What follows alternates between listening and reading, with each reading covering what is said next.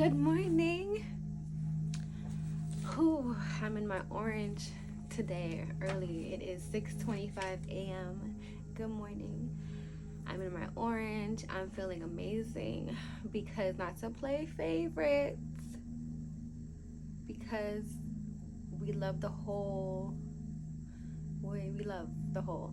However, the sacral chakra, as a siren, as a sexy bitch, the sacral chakra is an area where I love to get down. Okay, without further ado, let's get down then. All right, my loves, welcome to day 2 of the chakra healing series. Yesterday we journeyed through the root chakra. We did that. Very proud of that work we did. And today we're in our orange energy, as we are really getting to our sacral chakra, which is located spatially right below the belly button. It's also sometimes referred to as the navel chakra, probably because of the actual navel. The Sanskrit term for sacral chakra is a little bit long. Bear with me. Oh, excuse me. Let me drink my nettles.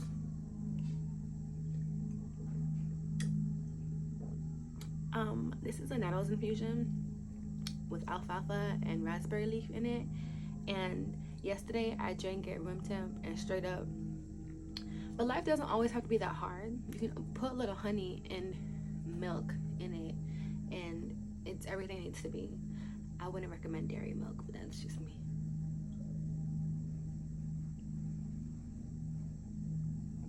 Opa. Okay. The Sanskrit word for the sacral chakra is Swadhisthana. The energetic functions of the sacral chakra is creativity.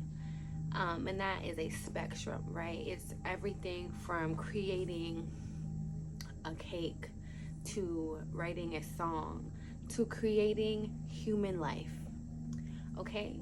So the sacral chakra is the birthing center, right, for our projects, our arts, our literal highest divine work of art, aka children.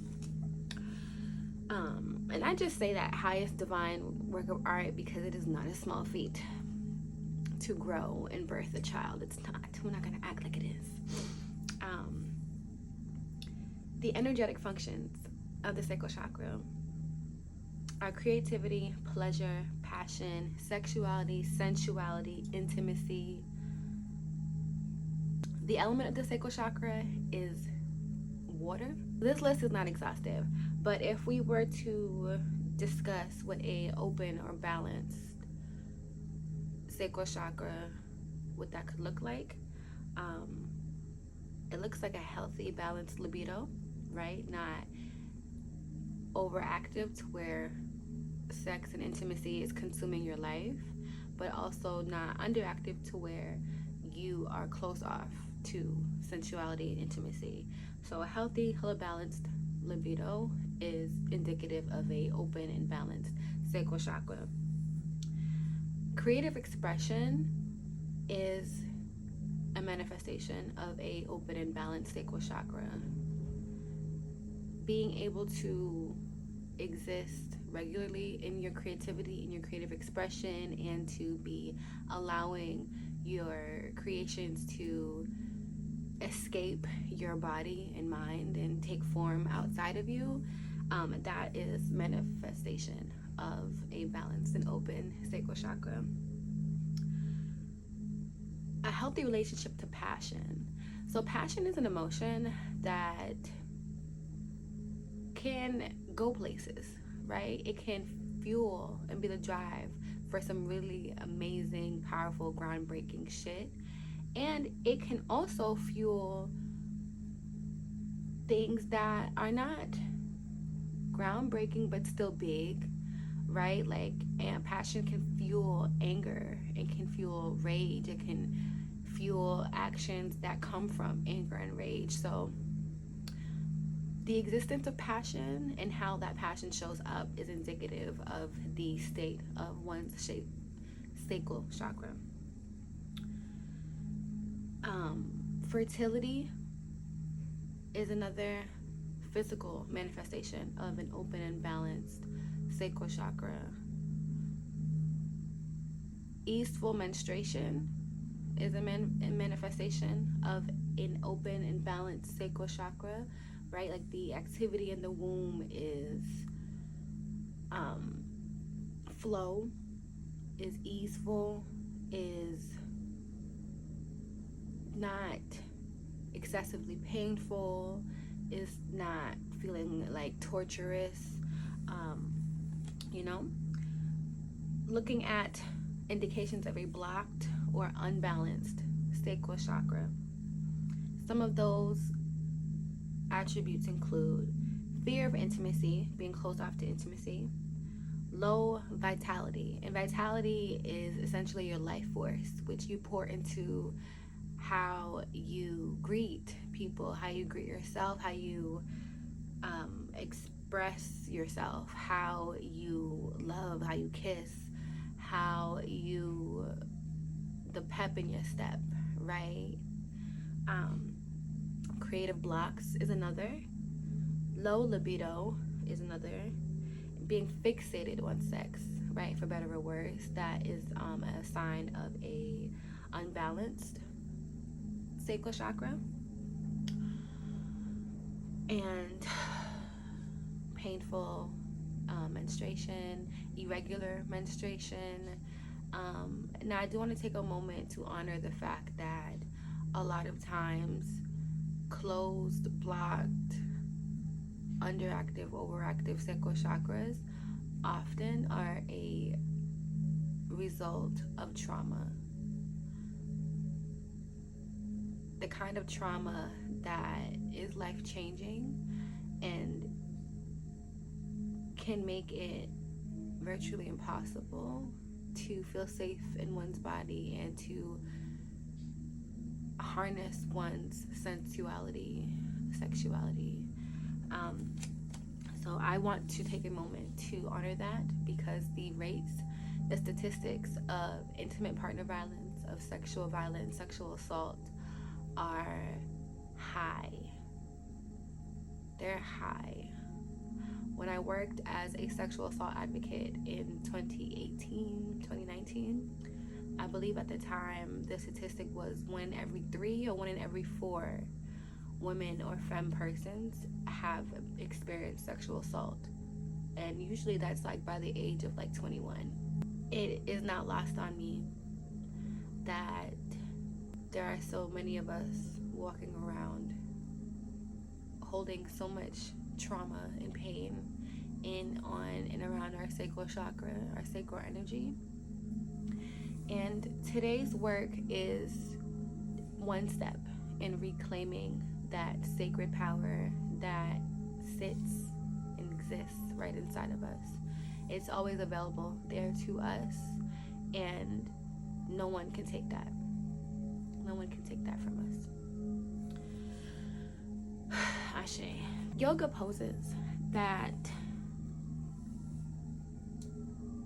uplift sacral chakra energy include the pigeon pose, the bridge pose, the low lunge, and the goddess pose. Yeah, steady pole fitness, and I study that in a physical, active way. Actually, had been out of practice for some months, and I'm just getting back in this past week. And the low lunge is actually a warm-up that we use a lot in pole warm-up. It's a pose that helps us get access to the splits, which the splits are all up in the sacral root chakra area, and encourage that openness. And it sets the perfect tone, I think, before embarking on that type of sensual activity and exercise. Is actually perfect, because by the time you get up on the pole, Like the pole is 50% physicality and 50% sensuality. And it's really like connecting to your own sensuality and pushing through all the things, right? Pushing through the physicality, pushing through the body stuff, you know, but whether that be body dysmorphia or bodily limitations with certain moves, or just needing to be in your body while you're inverted or hanging off of a pole, you know, and that is spinning. So the foods today that we will be incorporating, this is not an exhaustive list, but the foods that we will be incorporating to lean on for uplifting our sacral chakra energy are peaches, oranges, mangoes, apricots, sweet potatoes, papayas, pumpkins, carrots. I'm sure lots of those do not come as a surprise, namely peaches, oranges, mangoes. You know, mango is a very, if you ever enjoyed a mango, you know what's you know what I'm talking about, you know what time it is, okay? I just so happen to have this Taiwanese mango pastry that I'm going to be enjoying for breakfast this morning. So I'm leaning into mango to start the day. Ginger is actually also an activating sacral chakra herb, and I had my ginger shot this morning.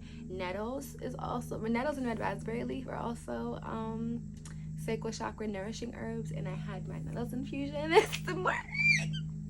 So I'm just on it already. It's not even 7 a.m. Stop playing with me. So the activities that we can embark on today to walk closely with our sacral chakra, our sacral energy, are as follows. We can create something. We can create a painting. You can set a timer. If you have watercolor in your house, if you have acrylic paints in your house, you can set a timer for 30 minutes, right? No, sit down, lay out your paints, your brush, your canvas, set a timer for 30 minutes. Create whatever channels from your mind to your hand within that 30 minutes. At the end of that 30 minutes, you have a done, completed painting, and therefore you will have worked through that very sacred energy of creating something. And please miss me with the overthinking. Miss me, okay? I don't know if y'all can hear it well, but there's 417 hertz sacral chakra meditation playing in the background. Put that on.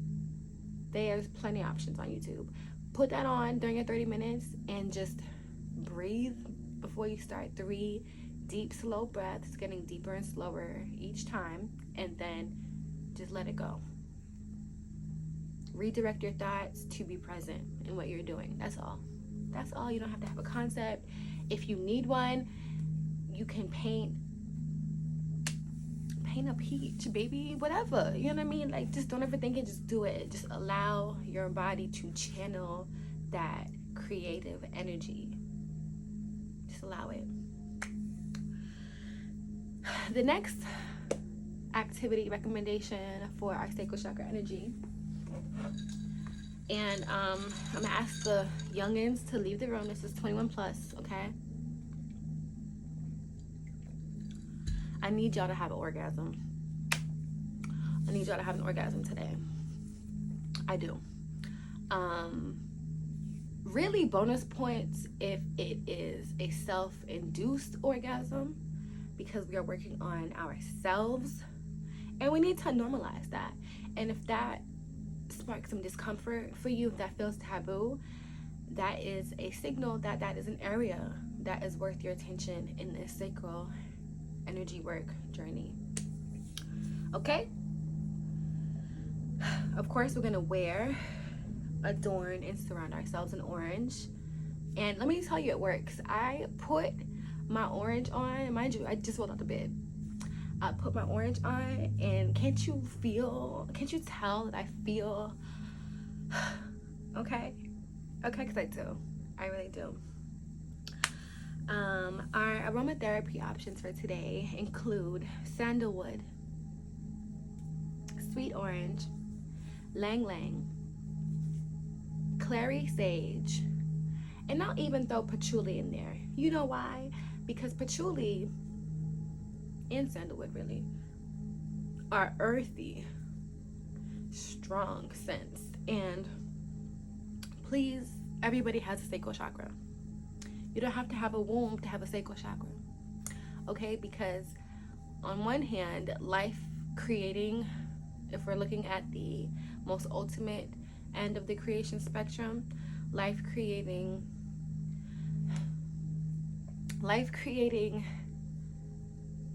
attributes physically exist technically in all types of bodies.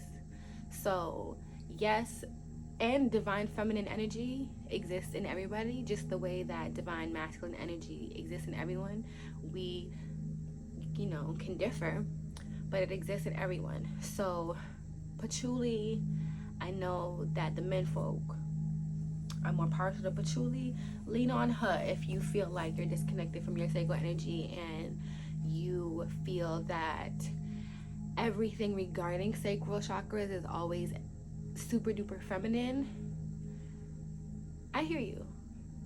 I'm not mad at it, but I do hear you, and I want y'all to connect with your sacral chakras as well. Okay? The crystals that we can work with today in uplifting our sacral chakras include carnelian, tiger's eye, and orange calcite. Carnelian is this beautiful, deep orange, reddish stone. That one will activate you. Okay? And then tiger's eye is a prosperity girl, but she's also very protective, like unfuckwittable type of time when tiger's eye is in the mix. Okay? Throwback to embodied divinity's early days, creating custom crystal and gemstone jewelry. I miss it, and I do look forward to bringing that back in some iteration in the future for the OGs. All right, so the herbal allies. There are a lot of herbal allies for Miss Sacral Chakra. There are a lot of herbal allies for the sacral chakra. This list is not exhaustive, but it includes Damiana. Damiana is a fiery, intimate, anti-depression, mood uplifting, aphrodisiac girl. Okay? Shatavari, which I believe, is Shatavari a Sanskrit term? It loosely translates to she who has many husbands, because she needs many husbands to keep up with her when she is on her Shatavari teas. Okay, but no, Shatavari is an amazing detoxer for the sacral chakra, for the womb space, for the reproductive wellness. The detox that the detoxification that Shatavari allows supports healthy hormonal balance, right? Hibiscus. Have you seen a hibiscus flower? Can I say more? Do I need to say more? I don't think I do. Red raspberry leaf, she is one of the main mothers, okay, of reproductive wellness, of womb wellness, of women's health, okay?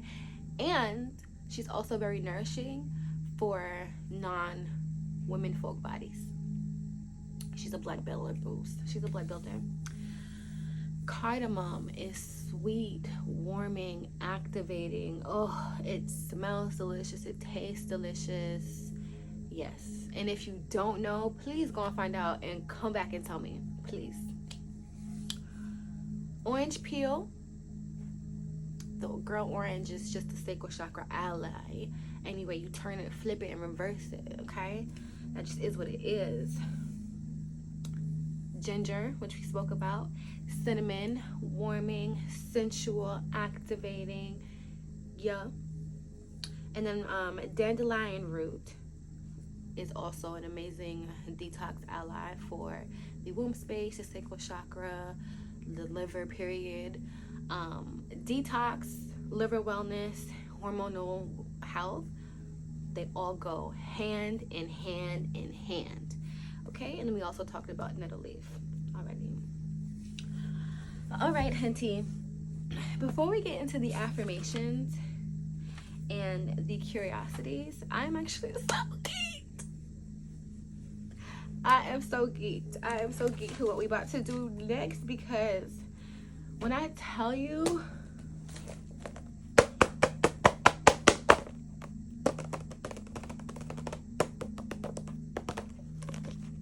okay, we're gonna pull out our Sister Outsider. And if we don't have a copy of Sister Outsider, that's fine. We're going to click the link that I have attached with today's reading in it. And instead of meditating together today, we're gonna meditate in a different kind of way by enjoying this reading together.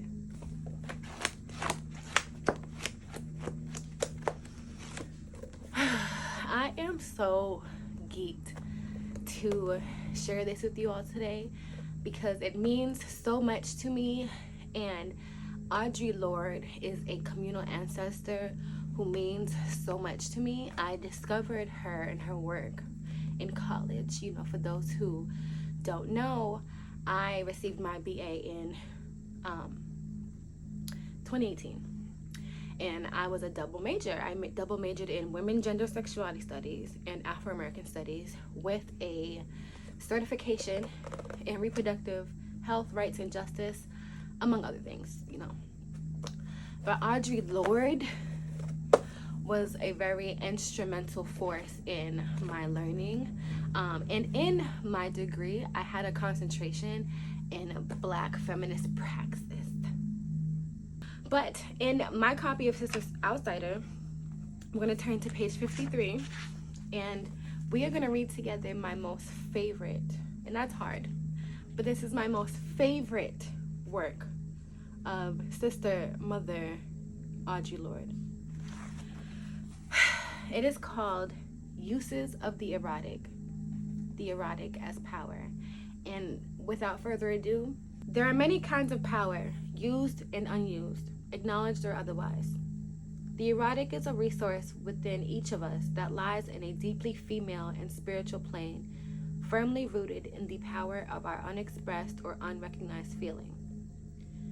In order to perpetuate itself, every oppression must corrupt or distort those various resources of power within the culture of the oppressed that can provide energy for change. For women, this has meant a suppression of the erotic as a considered source of power and information within our lives. We have been taught to suspect this resource, vilified, abused, and devalued within Western society. On the one hand, the superficially erotic has been encouraged as a sign of female inferiority. On the other hand, women have been made to suffer and to feel both contemptible and suspect by virtue of its existence.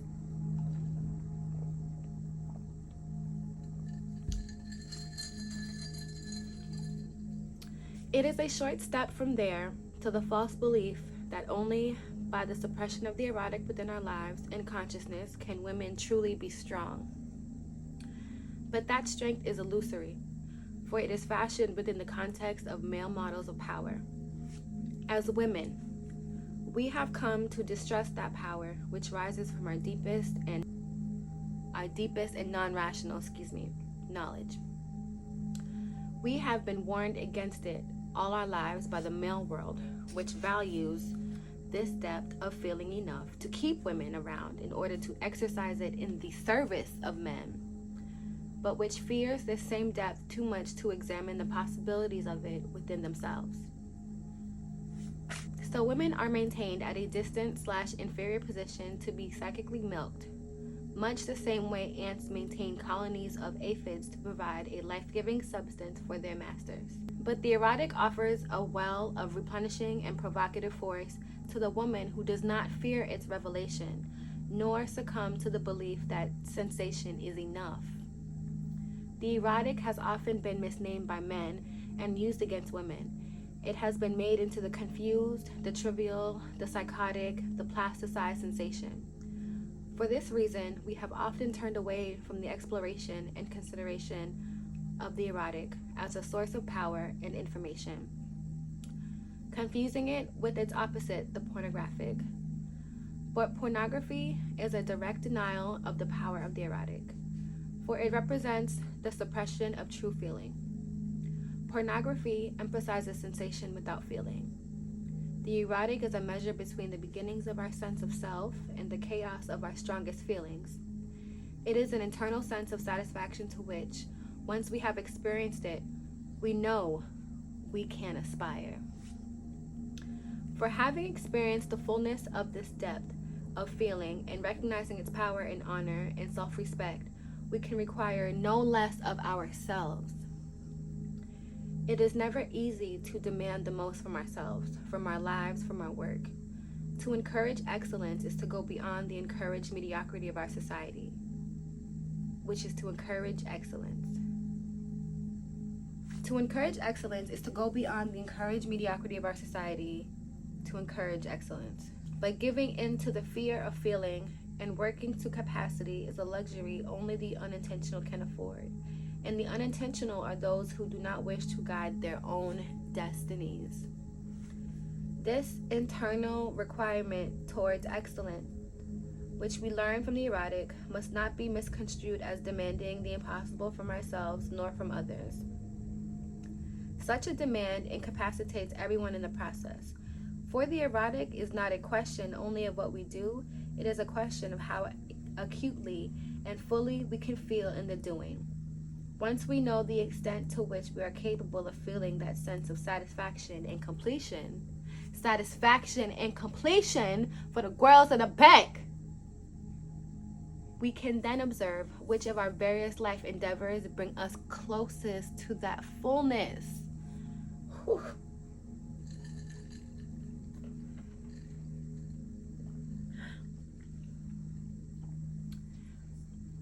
The aim of each thing which we do is to make our lives and the lives of our children richer and more possible. Within the celebration of the erotic in all our endeavors, my work becomes a conscious decision, a longed for bed which I enter gratefully and from which I rise up empowered. Of course, women so empowered are dangerous, so we are taught to separate the erotic demand from most vital areas of our lives other than sex. And the lack of concern for the erotic root and satisfactions of our work is felt in our disaffection from so much of what we do. For instance, how often do we truly love our work even at its most difficult? The principal horror of any system which defines the good in terms of profit rather than in terms of human need, or which defines human need to the exclusion of the psychic and emotional components of that need. The principal horror of such a system is that it robs our work of its erotic value, its erotic power and life appeal and fulfillment.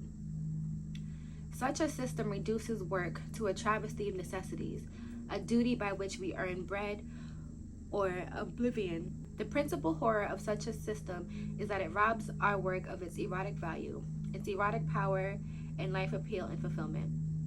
Such a system reduces work to a travesty of necessities, a duty by which we earn bread or oblivion for ourselves and those we love. But this is tantamount to blinding a painter and then telling her to improve her work and to also enjoy the act of painting. Did you hear that? If you cringed when I said go sit down and paint, that was for you. I'm gonna read it again. But this is tantamount to blinding a painter and then telling her to improve her work and to enjoy the act of painting. It is not only next to impossible, it is also profoundly cruel. As women, we need to examine the ways in which our world can be truly different. I am speaking here of the necessity for reassessing the quality of all the aspects of our lives and of our work, and of how we move toward and through them. The very word erotic comes from the Greek word eros, the personification of love in all its aspects, born of chaos and personifying creative power and harmony. When I speak of the erotic, then I speak of it as an assertion of the life force of women, of that creative energy empowered, the knowledge and use of which we are now reclaiming in our language, our history, our dancing, our loving, our work, our lives. There are frequent attempts to equate pornography and eroticism, two diametrically opposed uses of the sexual. Because of these attempts, it has become fashionable to separate the spiritual, which is the psychic and the emotional, from the political, to see them as contradictory or antithetical. What do you mean? A poetic revolutionary, a meditating gun runner.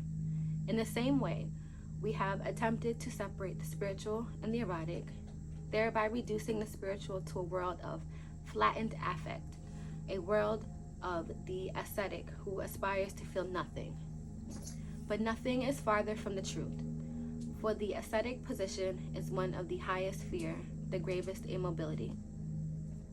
The severe abstinence of the ascetic becomes the ruling obsession, and it is not one of self-discipline, but of self-abnegation. The dichotomy between the spiritual and the political is also false, resulting from an incomplete attention to our erotic knowledge.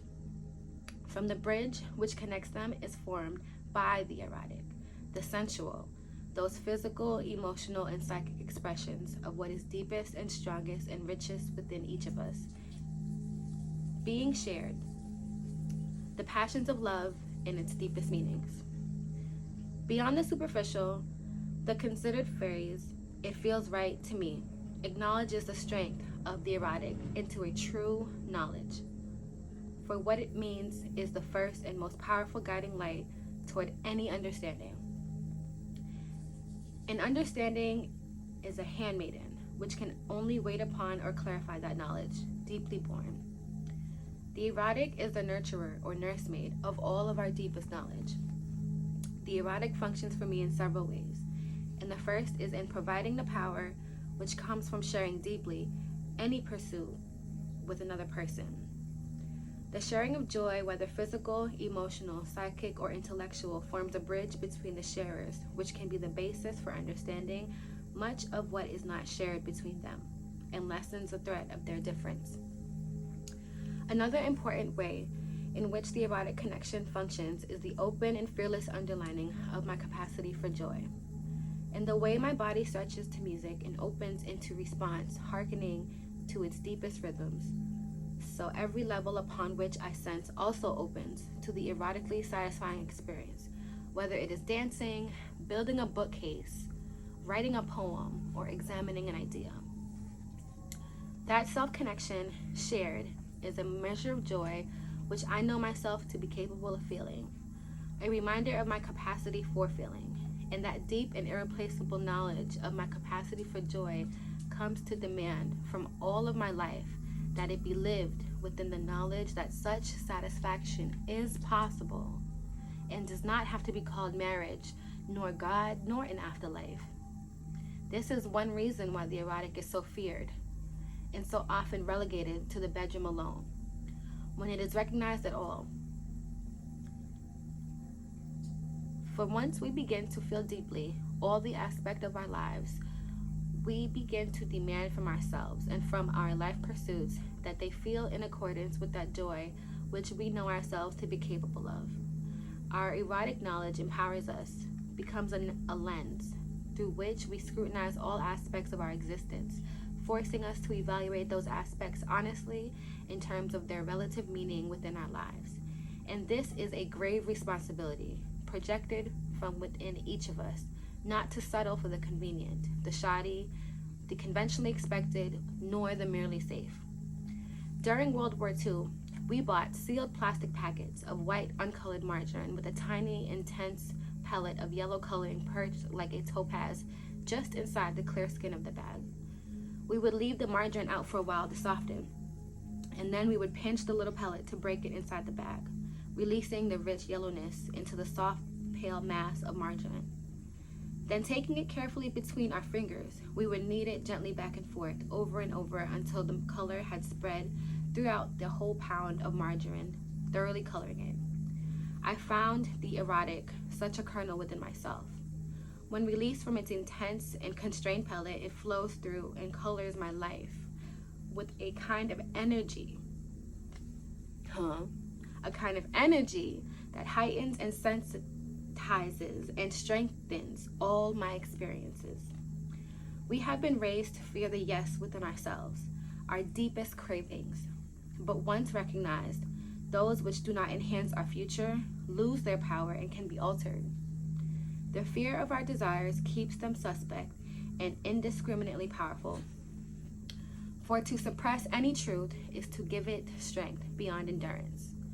The fear that we cannot grow beyond whatever distortions we may find within ourselves keeps us docile and loyal and obedient, externally defined, and leads us to accept many facets of our oppression as women.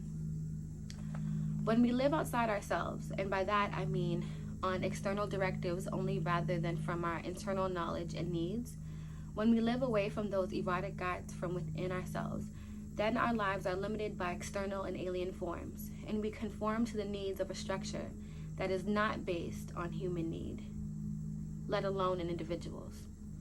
But when we begin to live from within outward,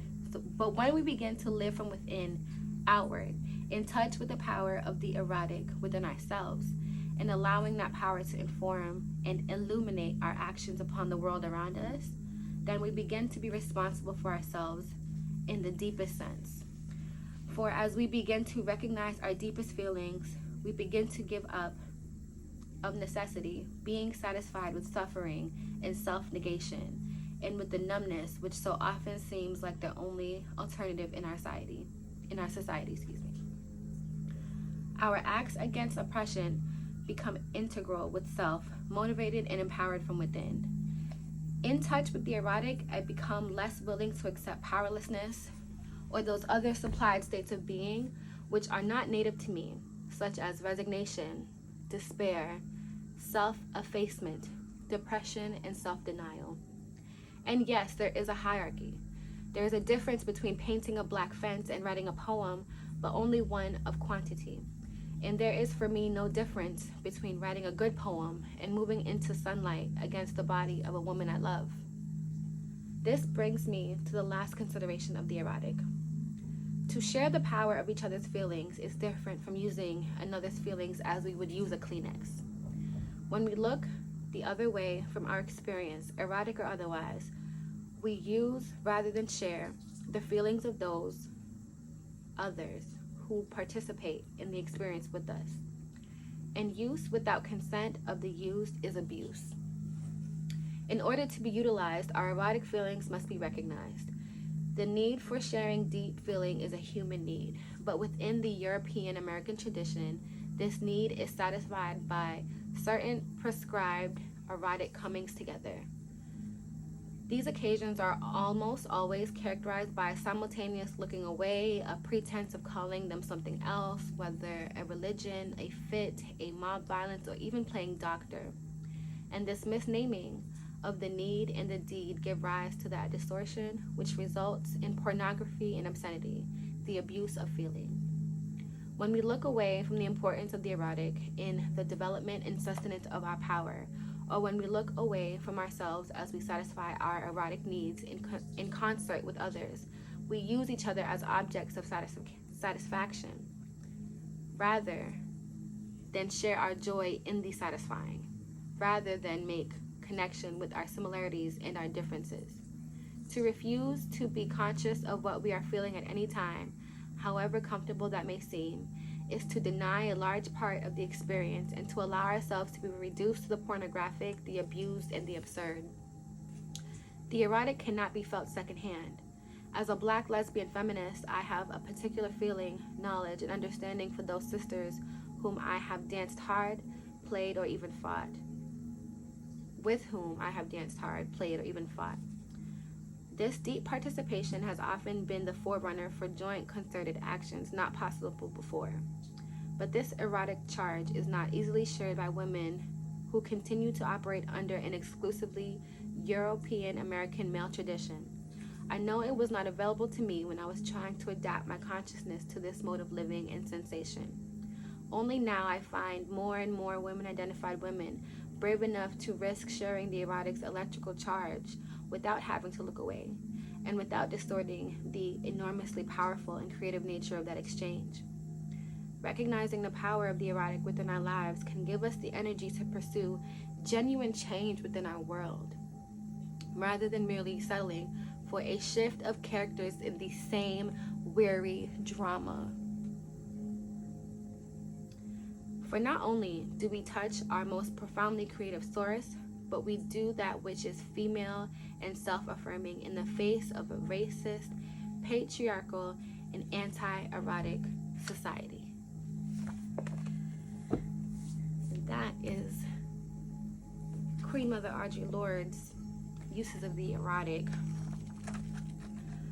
Woo, I have not read that in far too long. I used to read it every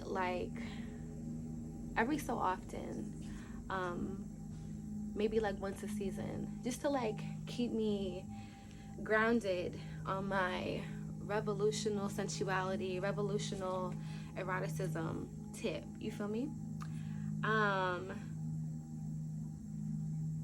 Reading out loud as well. You don't realize how little you read out loud until you have to read a whole essay out loud. But you know, thank you for bearing with me. I appreciate it.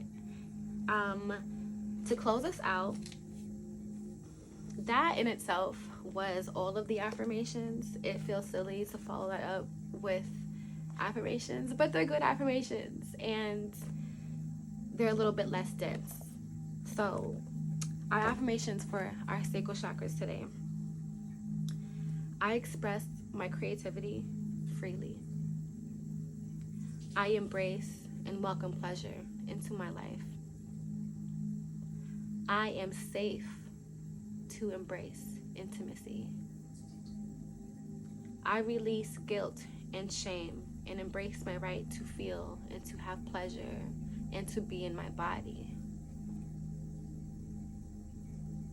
Those are not exhaustive as well. I definitely challenge you to throw some of your own in there, some that feel specific to you or to your inner circle, because I hope that you will share the sacral chakra magic with other people you care about, especially the women and femme folks in your life.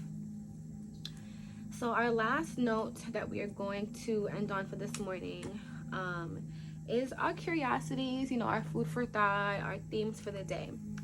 And I have three of them today. Not exhaustive as well. I definitely encourage you to lean into whatever comes up for you. The first one is, what do I feel passionate about? What makes me feel passion in an identifiable way? You know, as always, get descriptive as you can. The next one is, what does pleasure taste or feel like for me? Descriptive, okay? Do you love a sweet, warm fragrance? Does that feel pleasurable for you? Like, what is there a temperature, a specific temperature, right? Get as specific as you can. And the last one is, how do I honor my body?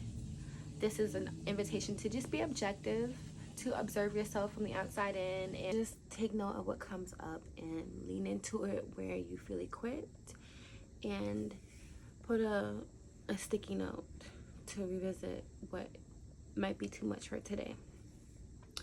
The last thing on our agenda is our movement mindful activity today, and today's gonna be a lot of fun.